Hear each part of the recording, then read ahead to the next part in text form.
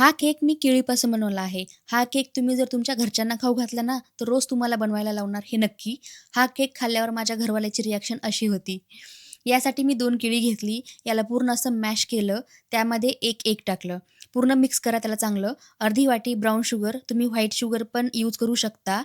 यामध्ये थोडासा vanilla essence टाका. नंतर अर्धी वाटी मी गव्हाचं पीठ टाकलं. यामध्ये तुम्ही जर मैदा टाकला तर खूप चांगलं. माझ्याकडे मैदा नव्हता, संपला होता.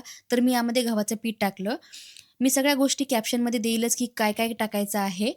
थोडं बटर, बेकिंग पावडर आणि कोको पावडर कंप्लीटली ऑप्शनल आहे. असेल तुमच्याकडे तर टाका. माझ्याकडे होतं म्हणून मी टाकलं होतं. छान असं त्याला प्रॉपर मिक्स करून घ्या. माझ्याकडे एक केक टीन होता, तर त्यामध्येच मी हा केक बनवणार होते. सगळं बॅटर चांगलं प्रॉपर मिक्स केल्यावर तुम्ही त्या केक टिनमध्ये टाका आणि मी ओव्हन प्रीहीट करायला ठेवलं होतं आधीच.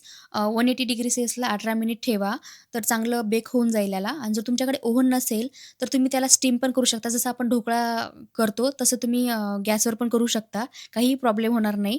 आणि पूर्ण प्रॉपर बेक झाल्यावर केक असा दिसत होता आणि खरंच मला अपेक्षा नव्हती हा केक एवढा छान होईल म्हणून. खूप छान झाला होता. तुम्ही पण नक्की ट्राय